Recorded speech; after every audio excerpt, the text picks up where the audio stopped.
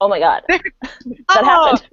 yeah, it did happen. Good evening, everybody, and thank you for tuning into the ArCompany Gen X think tank, if you are actually still around. I do apologize for our incredibly late start for those of you who are tuning in and have decided to wait. We've been experiencing technical difficulties entirely on my end. So just to quickly recap, today we're going to be talking about employee loyalty and what that means to Gen Xers and what they are looking for in employers. My name is Helen Androlia. I am your host. I am, as we like to say, I'm a late millennial who works in advertising and technology. And we're just going to go through the panel of who we have today. And so if you guys could let me know your name, where you're at, and where you fall on the Gen X spectrum, as well as what you do for a living, that would be super. Brent, do you want to kick us off? Sure. So my name is Brent. I'm here in Toronto. In terms of where I fall on the Gen X scale, I was born in 1969. I was actually born in the 60s. And I'm a financial planner. Yes. Everything is a little different to me. Was that a buzzer? Did I get something wrong? No. Maris, do you want to tell us about yourself? My name is Maris. I'm an attorney and editor and freelance graphic designer in Portland, Oregon. So, I mean, I feel like I'm kind of busting up the Canadian vibe here too. And I was born in the late 70s, so I'm kind of on that tail end. Like, we split the difference in my family. I'm Gen X, my sister's millennial. Very millennial. And then we've got Mila. Mila, you're on mute at the moment. If you want to just turn on your microphone and say hello. We're just letting people know who we are, where we are, what we do, and where you fall on the Gen X spectrum.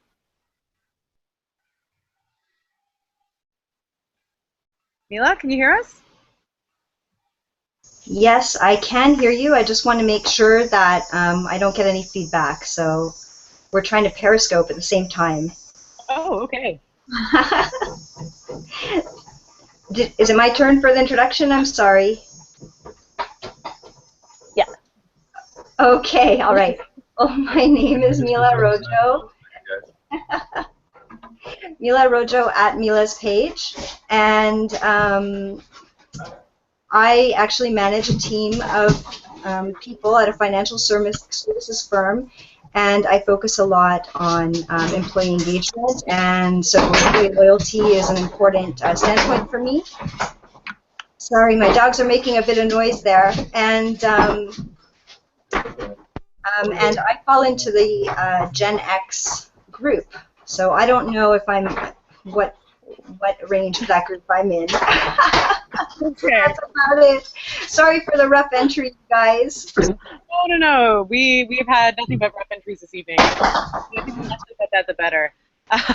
So Rebecca, I know you don't have your camera, but I know you do have your microphone. So if you'd like to take a second to introduce yourself, that would be awesome. Sure. My name is Rebecca Nielsen. I'm a 15-plus year recruiter, and I land probably smack dab in the middle of Gen X. I'm a 1975 baby, born to boomers, and my sister is also a millennial. So it's a three-pronged family here. Yeah, we're everywhere. And Ross, if you'd like to just say hello to everybody. Hello. Ross Quintana here with Social Magnets. And let's see, how old am I? I'm not going to disclose my birthday. Why do you want to ask? I'm kind of an early-ish to mid Gen Xer, and let's see. And I don't know if that's it, but I think. Oh, look at this analog. Bam, there it is. That's nice. I know I forgot to turn my thing on tonight that lets people know where they can follow me on. That's right. I'm on my phone, so I can't have a lower third. So I had to. That's when the lights go out. When the internet breaks, you have to pull out a pin. I thought about it later, and I was like, oh well, like what people are just gonna follow me to hear me talk about sandwiches. Like it's not really that exciting. Gen X is right there between the digital and the less digital. That's right. Well, okay, so we usually kick these off with a couple of stats. So just to give you guys sort of a lay of the landscape. Now, for the Canadians on our panel, these are actually statistics from, I believe, Bloomberg. So just to give you guys it is an American perspective, but there is a lot of overflow. So it's that about $11 billion is lost annually to employee. I love that. I know, billionly. I don't know. One of those days, guys. I want to live billionly sometime. Companies that increase their number of talented managers and double the rate of engaged employees achieve, on average, 147% higher earnings than their competition, which, especially with our last one being all about sort of the engaged workplace, that makes total sense. Each year, the average company loses 20 to 50% of its employee base, which also makes sense. And customer retention rates are 18% higher on average when employees are highly engaged. And about 32.9% of U.S. workers are considered to be engaged with their employers. So with that being said, we have this real balance between a loss of money due to turnover. We have people who, only 30% of the U.S. workforce is engaged with their workplace. So obviously this is looking to be a crisis, at least from a money retention generation perspective. So first, let's just get off with thinking about your own work history and looking at who you spent the most time with. Rebecca, can you tell us which company you were most loyal to? I know recruiters are usually there to help people move around, but I know that you guys also tend to stay in one place for a while. I've had an interesting career path. I've probably, in the 15 years, worked for over 10 different companies. And so my longest tenure was actually with General Electric, which was started off as a one-year contract that then rolled over to full-time. There are things that I loved about that large organization, but it was also very limiting from a career standpoint, given the fact that it is a large American organization, focused in the States, very little growth opportunities, which is why I eventually chose to leave General Electric. That being said, the second longest employer that I've been with has not necessarily been a choice of the organization, but more of a choice of family circumstance. And so there's actually two different loyalties there. One was from a career perspective, I would have liked to have stayed longer. This one is more of it's because it's a lifestyle choice that I'm staying longer. Mm-hmm. Does that answer your question? Oh, yes. In fact, it even answers the second question, which is what made you so loyal to that organization. So thank you. That was very helpful. No problem. Maris, can you tell us who you were the most loyal to, either in tenure or in your heart? Honestly, my first job that I got out of college was working for a very small law firm, which actually dissolved this year, and I'm kind of heartbroken. Like, my parents just got divorced way still, and I was there for 10 years. I started as a secretary, and I left as like the head corporate legal assistant, and the reason I left was to go to law school. I mean, I would have loved to stay there. And I think what made me that loyal to the company was that sense of family, was the sense that the company was as committed to us as we were to them. Like, if we did something positive for the company, we got sort of immediate positive feedback, and we benefited as employees as well as just the company benefiting. Like, my shortest tenure was the exact opposite. I was in this place for like a month, and I was like, I just did something awesome for you, and you couldn't even say thank you. Yeah. Yeah, I was gonna say that definitely. Yeah, it's the contract. Like, I just made you $10,000, and you couldn't take me out to lunch. Yeah. Literally, like that was the story. They're just kind of silent with that. It's like none of us have anything to say to that. It's like, yeah, that makes sense. That would be a that happened. The card, the mug with on it. Something like, just buy me one Hershey's Kiss on my desk. One. Oh no. Nothing. Nothing. Not even thank you. God. HR won't allow them to put a Hershey's Kiss on your desk. Yeah. Could be construed as harassment. Yeah, I was going to say. What about you, Ross? What was your most loyal experience? I have a little bit of a mix, and I've done a lot of different things. I almost discount the one that I stayed with longest, which was I did real estate, because it's not really a company. I was working with a broker, but essentially I stayed there a long time because I had the freedom to do what I wanted, to succeed or fail, and if I succeeded, they were going to reward that, and you know, and I could try new things, and my voice was ultimately going to be heard because it was going to reflect back on me. If I chose something stupid that didn't work, then I wouldn't get paid. Now, on the flip side, in the professional management side, where I've managed for companies like Starbucks, and when I was in Seattle, and I've worked for some companies that are kind of well known as far as their company culture, and they were kind of leaders in that shift when people were even starting to pay attention to company culture. One thing that I'll say is that the big contrast between the companies that were great and I thought were horrible is I had some that were so small, just like it was already said, that like I would give ideas. I went in to manage a restaurant, and I told them about this product, Sobe, that I thought, well, this was back when Snapple kind of was, you know, and Pepsi products were all there was, and there was no distribution for Sobe, and I was like, hey, I think this is going to be big. You know, I think they're doing a lot of things that are interesting, and you couldn't even get it anywhere. And they just, we don't really care. They didn't want to hear it, and they didn't want to integrate it. They just want to do what they want to do. So you end up getting to that point where you feel like, okay, I'm trying to actually help your business. You're going to get paid more off my ideas and hard work than I am. Why don't you care? And I had the same thing with when I was selling advertising at one point, and I looked at their system, and they didn't have a computer system, and they were calling all these leads and everything, and I was like, 40% of these are disconnected numbers, and I'm like, I just started marking and doing the numbers, and I'm like, well, you're paying like 25 people at this rate. I go, you're losing like $350,000 a year on this. You could pay me, you know, $80,000 a year just to mark those off the packets, and that'll be my job, and I'll be pretty stoked. And they didn't care, and it was just like, that was kind of one of the last places where I was like, I'm tired of being smarter than the people who own or run the company and don't care about their own company. So if I can't help you, if I can't make things better, if my opinion doesn't matter, then I'm just going to move on, and that's what I did. Well, what about you, Brent? What was your major experience, either loyal or otherwise, that turned you away? Oh man, I'm getting flashbacks from some of these stories here. Well, I was with this one company for 15 years, and to be honest with you, a big part of that was simply because, again, I was born in '69. I'm a little bit older than some people.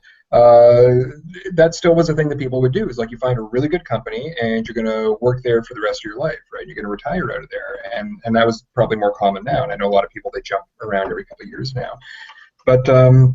So I worked for one company for 5 years, and there's two things that I find that are kind of tied together that really give a negative effect to people, which is you know, a lack of power or being disrespected. So when you have a manager who comes up with a target, and they can tell you what the number is, but the number is completely arbitrary, and then they say to you, oh, no, you're the one on the ground. You have to figure out how to make it happen. There's this idea that they remove any responsibility from themselves if that doesn't happen. So they can just pick any arbitrary target, and if you aren't the person that can figure out how to achieve it, then it's just like, you know, throw you out the door. And so a lot of people were very upset about that. So this company I worked for 5 years, they all left. And then I worked for a company where I was with for 15 years. And the thing that was probably made me loyal to them was that it was a large enough company that there was always a way of continuing to move up. So I always had forward momentum. I, you know, kept on getting raises, kept on getting positions of more authority. So that was the fact that I could continually move and see some sort of progress or some sort of reward for the work that I was putting in. That's actually what really made me loyal. I'm in a little bit of a different situation now because I'm self-employed technically. So again, I have the freedom to do what feels right. So for example, I will actually talk people out of giving me money if it's not in their best interest. And if I had a quota or a boss to report to, I'd never be able to get away with something like that. So the thing for me really that when I look at all the different major places that I've worked is like having the freedom and the loyalty to do what you feel is in your own is the best thing to do, is what makes me the most loyal. Mm-hmm. Okay. And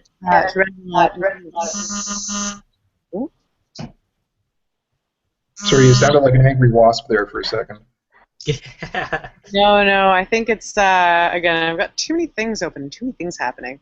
There we go. All right, sorry, Mila. Just to run it all out. Where were you most loyal? Oh no, and I'm getting an echo.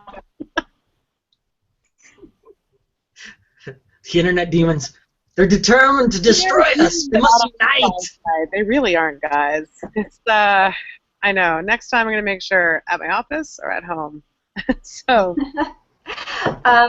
Okay, well, I think the time, I mean, it's really an interesting question, because if we look at, let's say, my resume, you'll see that I've spent, a couple of years at a time at many different places.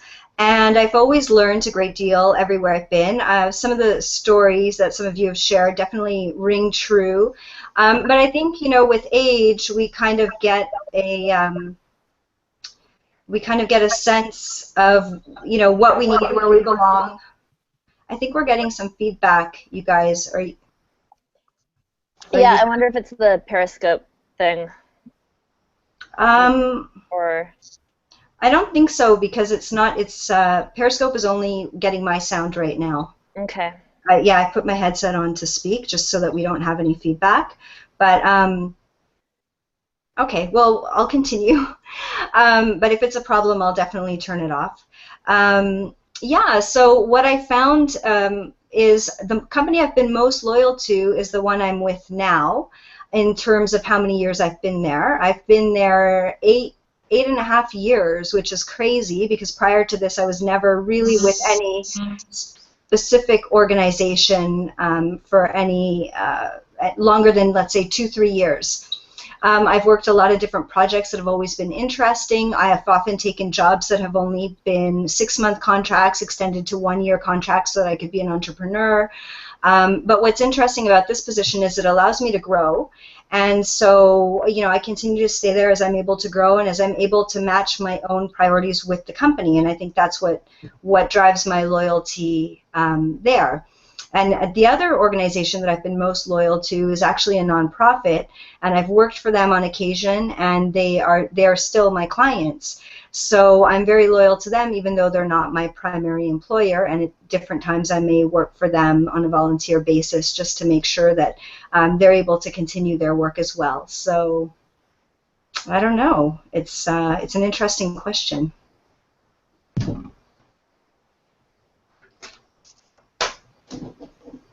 With that being said, can I just get a show of hands? Obviously not you, Rebecca. Who actually manages their own team or works independently or under someone? So you work independently, but who manages their own team? Has anybody got a team of people who work under them? Not right now. Is one person a team?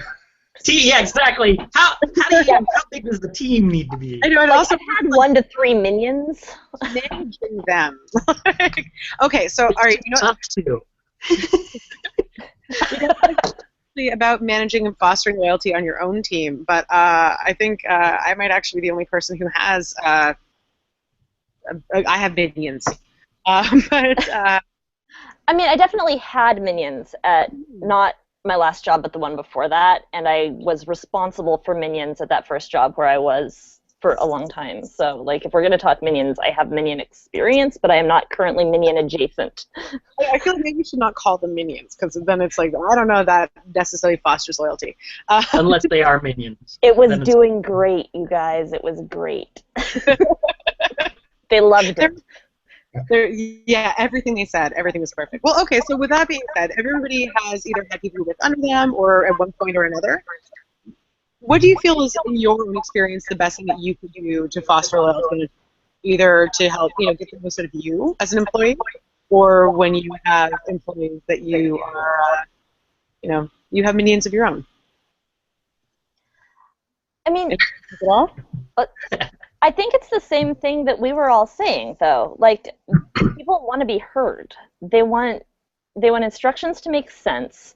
They want to know that the boss is coming from a position where they're not just saying, like, you need to do this because this is the way that it's done, but, like, I mean, definitely for me as a manager, my big issue was learning when to be like, okay, today is the day that you're just going to do what the hell I tell you, and I will explain to you tomorrow the very good reasons for this, because right now we need to get this out the door. But I think the challenge was, like, getting them to trust that I always had a reason, because that's, like, then when they challenged me, they felt heard, and it was a lot easier to get through things without a challenge if they knew that I had a reason and that I'd explain it to them later. Yeah, I agree with you, Maris. I managed a small team a couple times, and I felt that the real balance in gaining loyalty was setting a baseline of rules that all team members needed to adhere to, but understanding that there was flexibility given ability, seniority, and capabilities of each of the team members. And so if someone had a particular interest and we could indulge that, then they were managed as individuals but against a baseline of performance. And as long as you were sort of I don't want to say use the term strict, but consistent in what the baseline of performance was, then you could gain loyalty by ensuring that, yes, we are all doing the same job, but you can each do a different flavor. Like, we're all ice cream, but, you know, you may be Jamocha almond fudge and you may be, like, lemon sherbet, but it's all the same.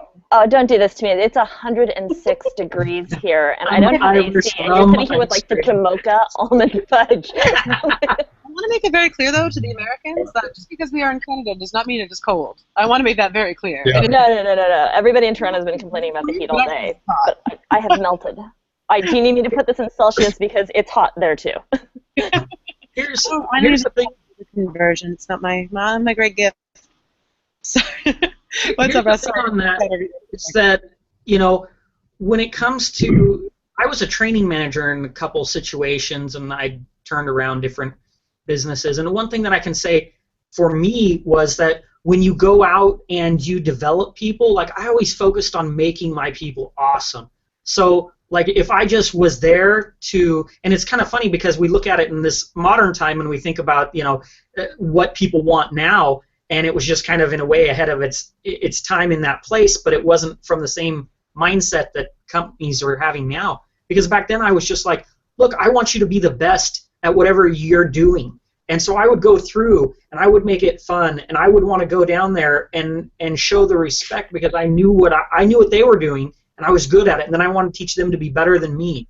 And by pouring myself into them, I think that everyone should be a training manager. I think that's the big problem, is there's all these people who, oh, I'm your manager, but I'm doing nothing to develop you. And if you develop them, their opportunities are going to open up, their job satisfaction is going to go up because they're better at what they do, they're going to be more useful to the company. Everybody really wins when people are empowered that way, and I think that I think that's something that's so simple as one simple concept that any business can do is take to their managers and say, how well are you developing your team? What are you doing to help them? Because if they're in the wrong spot and position, when you go to develop them, you'll find that out. I mean, you don't need reviews. When you're actually there developing people, you already know where they sit according to their job position and everything, because you're trying to take them to the next level. You know, it streamlines the process, I think.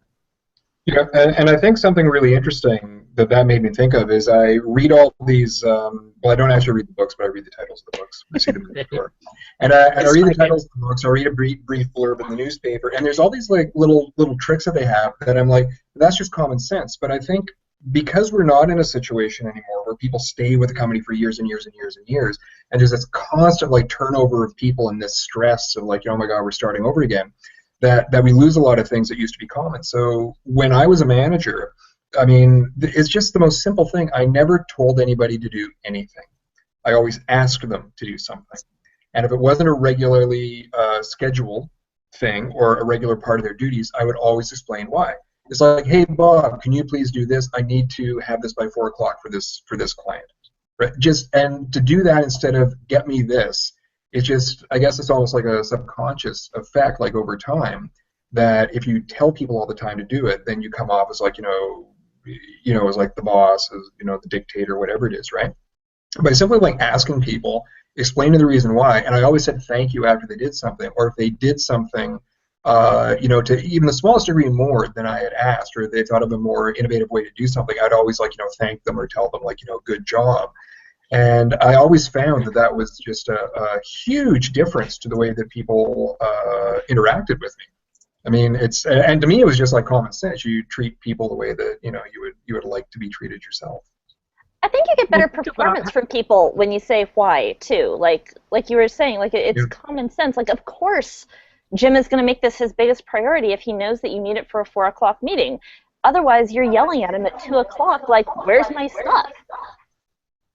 Yeah, and think about it as in a generational mindset as well. I mean, what we're going to see is we're going to see different sensitivities in the workplace that weren't the same as sensitivities from previous generations and where we're at. So, I mean, things like this, the difference between telling a millennial what to do, right, and creating that wall also and that separation between the layers of your business, that's not smart at all. Whereas if you're asking them and if you're alongside with them, they're going to have buy-in and you're going to make more of a flat-ish style organization because you're not setting up, because they're wanting to actually contribute and be a part of the business. And so if you just put the wall up and say, well, I'm your manager, go do this, I want a robot, just shut up and get this done by 4 o'clock, that's going to disengage them. There's nothing good that comes out of that. And that mindset isn't necessarily, I would say it's generational, but it's not entirely generational. But it's just the phase and the mindset that was attached to the business structures. And I think that's the part that's going to die. And I think that it'll be good when it dies, because I think that it used to be thought that that's how we have to be productive. And it's like, no, you don't have to be in your silo and then shout orders out at all of the people to do them. You need to talk and extract their talent and get their buy-in, and let's get this done, and let's be close together and really nail it. And I think that's... I mean, but if you're talking about the notion of developing talent as well, explaining to people why it is that they have to do what they're doing, what they're doing contributes to the larger organization, I think also helps develop and educate them as well, because they understand it's context. And you're giving the employee context. It's just like on social media, we talking about, oh, well, you want to resonate with your audience. Well, all that is saying, if I write a piece of content, do I even care about my audience enough to know that this is going to resonate with them, or am I wasting my time? Well, how much time is wasted in the levels of management and employees because they're not resonating together? And that's that problem when you just stand and bark orders. There's no context. They don't know why they have to do it. They're not included in any of the strategy of why these things are being rolled out. And, if you want to just be dumb and a robotic, that's not going to work in modern, business. It's not agile either. You want to see the problem there is that the communication channels are so broken up, right, that what happens when that company needs to be agile and shift? Well, if the employees have no clue what the strategy is and they're not really connecting with the managers who are executing it, the whole organization is frozen when it comes time to need to make a quick shift. I mean, it's a real problem. I think the difference, if I can add here. No, I was just about to call you. Thanks. I think one of the big differences is, some people have a mindset where they want to control other people, and this goes back to the stereotypical. To the stereotypical manager where, let me just make sure that that's not, hang on a sec, you guys. Okay. I'm going to blame Ross. I mean, he's a target right there. Yeah, so this manager mindset versus a leader, and I think what we're seeing more today and what we need to see more of is leadership. And one of the things, I've managed a lot of teams. I started managing people when I was 16 years old in a restaurant, believe it or not, and I managed drivers, and that was obviously not a huge management job, but at the time it was, my first trying to communicate with people and motivate them and get them to do other things. And throughout my career, I've managed, different groups. And currently, as I said, I'm managing one team that I've been managing for 8 years, and it's quite interesting to manage a group for that long, even though there are changes within it, because you come across different things. Now, when I first started with them, I was much younger, and I remember their mindset. Some of them are, I have one employee who's in her 70s, and so and a couple of people who are in their mid 60s, late 60s, retiring this year, and they used to call me their boss, and I found that to be such an offensive word. And I was like, do not call me your boss. I'm your manager, I'm your director, it took about 2 years to break them out of that habit, because that was the mindset that they were in. And I think that, a lot of you have said the importance of listening and bringing people into the mix, and especially letting them know about the company strategy. Those are the things that make the difference and bring you into the team as the leader of the team, but in an equal position. And I think the attitude of the person in management makes a big difference, because what I found is that, any team where I've been involved in at many different companies, people respect when you respect them. And when you respect them and you want to help them, they want to help you. And everything starts working together. And then that's where you develop loyalty. And we see it all the time when a new manager joins an organization. Very often there's a cleanup. And I don't know if you guys have lived through corporate changeovers and this sort of thing. There is a cleanup. A manager comes in, or a manager will be taken out. And so that's why, and if you think about it, it makes sense. The person wants to bring people in that they can work with, that are going to work with them, and they don't want to have that conflict. So it's quite interesting, I think, from that point of view, and I've definitely seen, how much value there is in working with people and bringing them into it, and really caring about what their goals are and showing them how that matches the company goals, but genuinely helping them, and making sure that the people you hire share similar goals so that they can develop with the team. Yeah. Well, on that note, it's funny because I see a lot of common themes, and it's really interesting because I often participate in the millennial think tank as well, and there's always that balance between you want all sorts of freedom, but you also want development and guidance and mentoring, but you also want to be trusted to sort of take care of things yourselves, but you also need that little push, and it's funny because I'm seeing all this sort of balance of saying, like, well, we need to be trusted. Now, do you think that sort of need to be sort of guided and developed, but also trusted and left to be sort of self-directed, comes from being at a different stage in your career and being more confident about who you are as a professional? Or do you feel that that's something that really downsides? Maybe not. I've certainly, felt it at pretty much every stage of my career, from being like a receptionist to being an attorney, and I think it's part of the. I almost think about it as like a pack leader, not necessarily like a team leader, but where you've got. If you express, here's this common goal, we're all going to go take down the deer, or write the piece of software, or win the court case. And here's your piece, and to present each individual pack member with their little challenge. Like, instead of saying, like you were saying, instead of saying, I need you to go kill the deer, it's like, can you get the rabbit? and making it more of a challenge, so each person gets their challenge along the way to this individual goal. And I mean, maybe it is a generational thing. I tend to present it a lot as kind of a video game, and I don't know if that's like productive or not, but it's worked well for my teams. Is that deer hunter? There's a really interesting thing that you're saying. So we use the word generational, but the thing is generational and age is not necessarily the same thing, right? Right. Yeah, totally. I know for me, when I was like really young, just starting out in the workforce, right? So there was a lot of people that still had that structure that you respected the boss because he's the boss, right? Or at least some of the older bosses thought that, because that's the society that they grew up in, that you gave, respect to people automatically. And now with this new generation, it's not the age they are, it's just simply that there, isn't that same thing, right, that there used to be. The age, obviously, as you get older, you get like more confident about stuff. But the other thing I was thinking about too when you were talking was that we always think that the world is like us, right? We always assume that like we're the normal ones. And there's so many people that are, very unconfident when they go to work because they have like so for example, a lot of my clients work in IT and they have like a very, very specific skill set. And there's some people that if you try to take them out of this very narrow thing that they're good at, it's like they're totally like, oh my God, and they're so scared that they're going to screw up. They're so, nervous about what they're going to do.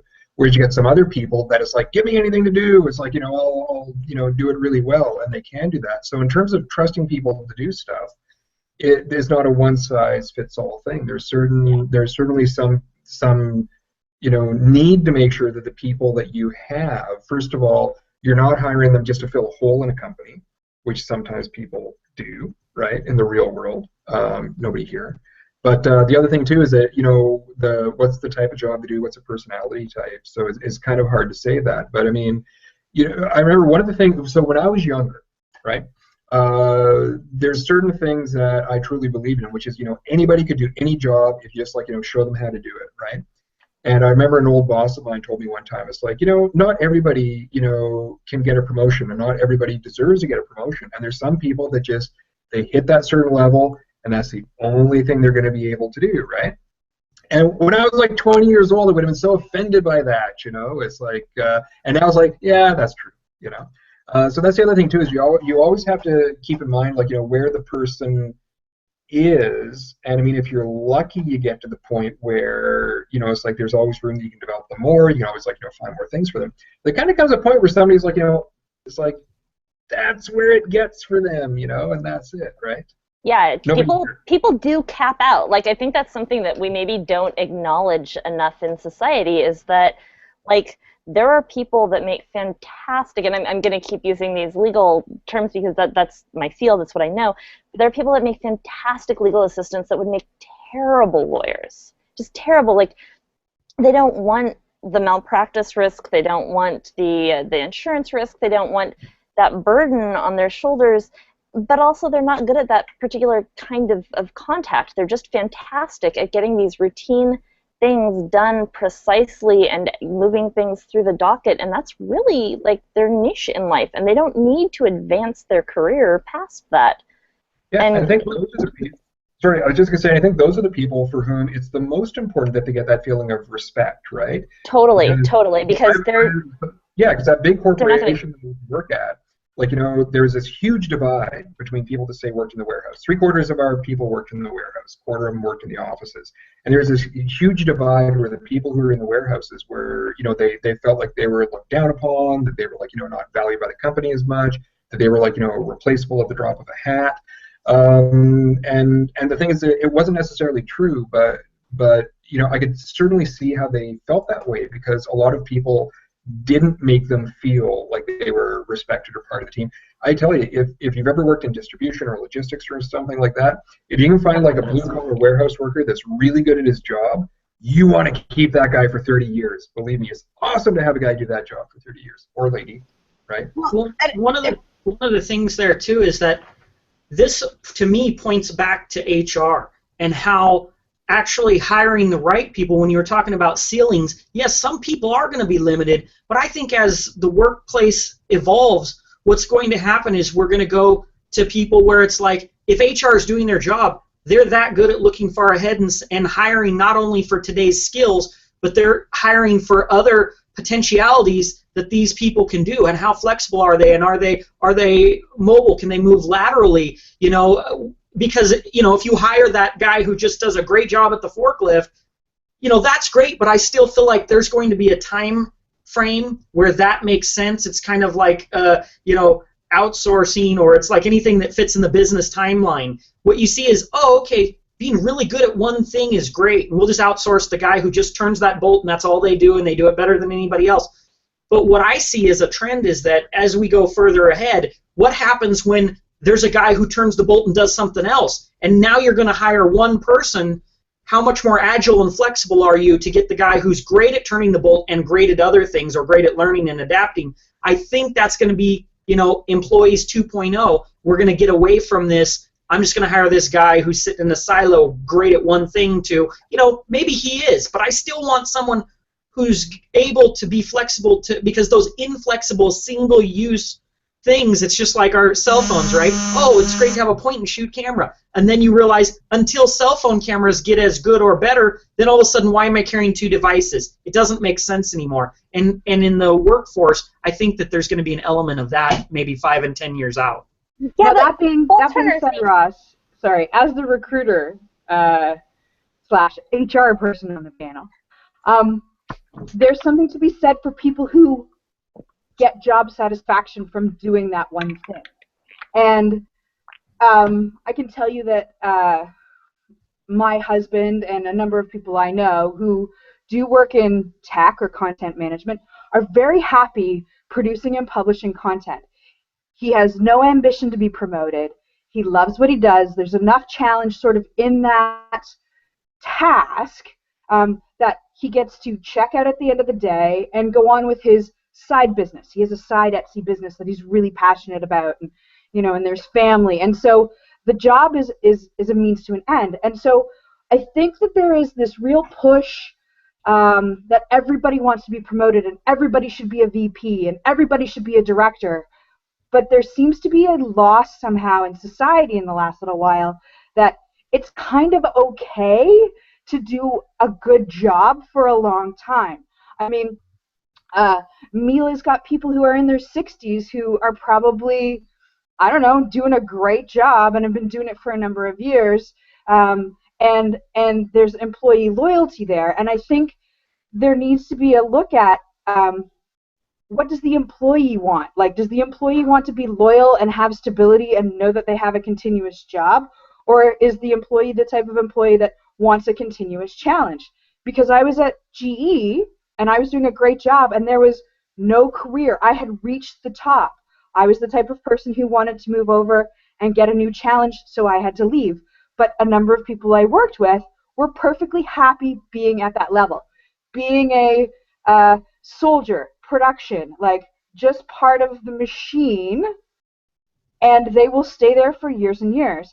There's a small portion who can rise above, which is exactly what Brent was speaking of, that I think there needs to be an acceptance and an embracing of the fact that, yeah, you can get 15 years into your career, become a senior technical recruiter, for instance, and do that for the next 30 years and be successful, rather than the corner office and all the rest, and really look at, if you've got a great warehouse guy, keep him there, because he will be invaluable, or the like. But I can see what you're saying as well, Ross. Like, there will be a push to change, and so you need to balance that motivation and flexibility in the production type staff of whatever it is you're doing.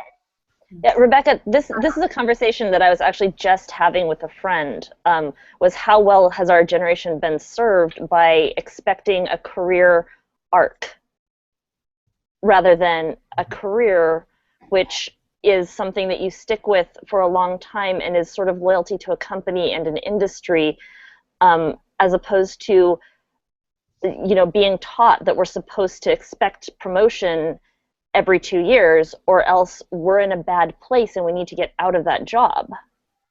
I think, like, I look at my parents. My parents were both teachers for 35 years, unionized employees. There was no sort of expectation of constant promotion.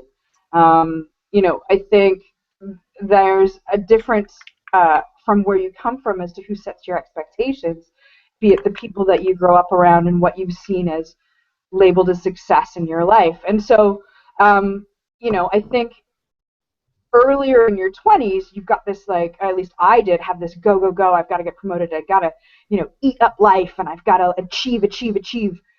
And then, circumstances change. And I think for the boomers, circumstances changed family-wise, having a mortgage and the like, and those opportunities came early in their 20s. Gen X is sort of all over the place. They may be on second marriages, or they may be expecting their first child at 40.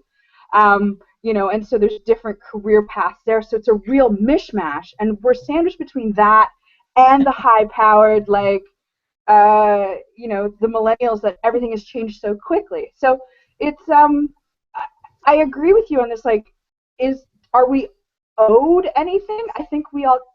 I know I came in knowing that nobody owed me a career. I was going to have to build it. But have we been served? I don't think we've had the right chance due to the demographics that we're in. And I think you hit up on a key part there too, which was that. Am I frozen? No, I'm not frozen. I'm not a Disney movie. Is that there's a balance, actually, I think, in what you said, because you challenged what I was kind of saying, and yet I see both sides. That I think that's actually part of the thing that businesses have to think about, which is what's that balance between we want loyal employees, but we want flexible employees. And what's that mean when you're going against a workforce that is used to staying in their lane and the loyalty just shoots forward, it doesn't go sideways? So there's kind of horizontal loyalty, and vertical loyalty in that sense. And so I think that's the blend, is saying how can I create people who are both loyal, and yes, some of them want to be in their same lane, but when the business changes and shifts, that's when those people who do one thing good become difficult, because all of a sudden your business is shifting this way and they're really good at just being over here. But when we have to tell them, hey, we're not doing it that way anymore, all of a sudden that guy who turned that bolt for 35 years doesn't want to go and do something else, and that's where you run into the problem. So I think that the business environment is forcing, it's easy when it's not competitive. We could say right now it's different. What happens when the enormous amount of, the population, and you can look at India and their population like 3 times the U.S., and what happens when this continues as we get freelance work from anywhere, and you're competing against people who say, hey, I can do that, I can do 3 other things for you if you need it, if we need to shift, I can do all these things. I think not in all industries, but in some industries, it's absolutely going to put the pressure on people who are sitting in their lane, and that's not the only loyalty that you want. You really want that flexible loyalty, I think, is the premium. But Ross, what I think people are trying to say, and this is something that actually, like, I mean, it sounds like the stupidest thing to say, but for the longest time, one of the places I've worked the longest was Blockbuster Video, and I loved working at Blockbuster for the most part, actually. And one of the things that got me became management. And you want to talk about a place where there are very few positions at the top, and a lot of inability to move at all.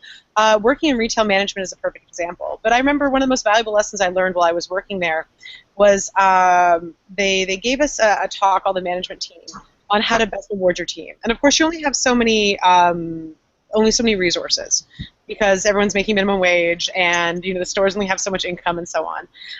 But they put everything in sort of 3 buckets. And they were like, there are people who are rewarded by knowledge, and then there are people who are rewarded by, like, fiscal benefits. So they want a bonus, or they want stuff, like you can give them a PlayStation or something. And then there are the people who like access. They want you to take them to a meeting or to teach them something that they didn't know before. And those are sort of really the 3 main core buckets of how to reward people. And whether that works all across the board, the thing that I always took away from that, and I think that this is what Rebecca and Maris are trying to say, and Brent too, is that one of the challenges I think people face is that they assume that everybody has the same goals and that everybody is rewarded in the same way. And so when Maris made her $10,000, gain for her company, they could have given her a bonus, right? Some people sit there and say, well, I should get 10% for that kind of work. She didn't care about that. What she wanted was a thank you, that recognition. Yeah, I would have taken that 10%. Yeah, go for the money. Go for the money. I was like, are you ever kidding me? 10%. Something. My last it was a tip. I know. I'm unappreciated with my bucket full of money. It's like in my last job, everybody was Living it. because I'm an extrovert and I have this big personality that I must really love being the center of attention, and I actually don't at all. I fall into the access, like teach me something, take me somewhere. But whenever something would happen, every Monday we'd have status, and you'd have all 100 people from the agency, and then they would like stand up and be like, Helen did this thing, and I would just be like, I don't know if you guys can see me because now it is nighttime, but I was just like. Like every time I was like, please don't do this. Like, and it was a nightmare. It was a living nightmare. And there were so many people who were like, man, I wish my manager would call me out in front of everybody. And I was like, it is all yours. That is all yours. So I think what they're just trying to say is that really we have this kind of really narrow idea of everybody wants this thing. And it doesn't matter what the industry is. It doesn't matter what your skill set is. I think what they're trying to say, and I would agree, and I think this is actually how I get a lot out of my team, is acknowledging that everybody has different motivations for coming into work, and everybody has different ways to gain pleasure from how they work. And what I think a good manager does is seek out that thing that really speaks to that one individual person and tries to figure out how it is to make them feel important to the organization. I think that's like, I mean, that actually kind of brings us on to the last question. Sorry, I had a moment where I was like, no, I have a thing to say. And that is, if you could give one piece of advice to any organization on how to better foster employee loyalty, what would that piece of advice be? Dila, do you want to kick us off? Sure. All right. Can you guys hear me okay? Okay, great. So one piece of advice. I'm going to have to combine everything into one. How am I going to do this? Okay, well, I would say that creating an environment where everybody listens to each other and creating opportunities for that to happen. So as a leader or a manager, what you need to do is make it a priority to create, time to have one-on-one sessions with every single employee and really spend time listening to them and getting their feedback on a regular basis, and then creating an environment where not only do you have the one-on-one conversations, but that the group has time to have a free-form group conversations, which other companies would refer to them as meetings. I refer to them kind of as group chats, or we call them kitchen meetings, where we have no agenda and everyone just talks, and we get to learn about each other, and we get to learn about each other's challenges, and we get to provide solutions for each other. From a management standpoint, that allows me to observe different behaviors between people and work on strengthening those relationships. So if the management-employee relationship is strong and the employee-employee relationship is strong, then the culture is very rich, and it becomes very pleasant to work in an environment like that, because you actually do have a team. Being part of a team is not just sitting in the same section of an organization or having the same job title. It's about having mutual respect for each other, whether you're the manager, whether you're the president of the company, whether you're the team leader or you're the assistant. And I think that if you can accomplish that through these different situations where you focus on really listening and allowing people to listen to each other, you'll not only learn a great deal, but you will improve a great deal of how you're doing service, how you're taking care of your employees, and understand how to make their environment better so that they remain loyal. So that's it. That's my one piece of advice. What about you, Rebecca? As a person who helps people find other jobs, what do you think organizations could be doing to employees that they have? Where do I start? In all seriousness, we cannot discount fair compensation for work completed. I think, however it may be set up within the industry, making sure that you are holding true to the values that you hold as an organization, respect, safety, et cetera, but making sure that you are not the worst paying people in the industry, And if you want to tie rewards financially to performance, be it of the team, the organization, and the individual, I honestly find that those compensation packages inspire both engagement and loyalty when it is tied to both the individual and the company's performance. People go to work. Some of us are lucky enough to enjoy our opportunities, our work that we do, but truth be told, we've all got bills to pay, so make sure you're paying enough money. Okay. That would be my advice, seriously. That's important, though. Like, you can give people bonuses when they make a lot of money for your company. Actually, one Hershey's Kiss. yeah. So, Maris, you said you definitely had some feelings on this. What would be your one piece of advice? Give a damn, and if you can't give a damn, learn how to fake it. Like, basically what you're asking for employee loyalty is you want your employees to give a damn about your company, and if you don't give any shits about them, they are not going to give any shits back. And whether you express that through paying them more, I definitely, like, in this world, everybody can go on Monster. They can look at what the competition is paying, and if you are in that bottom 1%, screw you. Like, give a damn. Even if you cannot actually give them more money, give them flowers, tell them they're good, tell them thank you, say hello in the morning when they come in, give a damn. That's it. Yeah, I honestly, if it wasn't for the fact that I would have been like preached, like more people give more dams. Like I should have a battle axe when I was listening to that. I know. I was like, if it wasn't for the fact that to get more light, I had to turn. I'm holding this up with one hand. I'd be clapping right now. Brent, in addition to giving a damn? Yeah, you know, it's easy to say, like, you know, the pithy little sentences and everything, right? Like, you know, if you keep your employees happy, they'll keep your clients happy, right? Which some people don't seem to realize. And everybody wants more money, right? I mean, there's sort of this ivory tower thing with some high up HR people that I talk to that it's like, no, people don't care about money. They want to feel like engaged. No, trust me, I do this for a living. They care desperately about money. But look, if I could say any one thing, in all honesty, in all seriousness now, every single problem in the world that I can think of, you know, personal, financial, economic, political, whatever, comes down to the same thing, which is short-term thinking over long-term thinking. So the thing is, when you're engaging as an employer with an employee, don't think about what is good for me for the next day, for the next week, for the next month. Like, so many times companies say to a person, oh, we've got a great opportunity for us. I mean, for you, you know, and then they move them into a different position, which isn't good for them, whatever, right? Think about what is going to be best to have, you know, this person with you for the next, like, several years. You know, what's going to be good to keep them there for, like, you know, 5 years. Don't think about the next quarter. Don't think about, like, you know, the immediate hole you got to plug in your team. Think about, what am I going to be doing with this employee for 5 years from now? And if you can do that, I was going to swear, sorry. I was going to say, Garen, effing to you. How come I'm the only person swearing here? Like, get my back, man.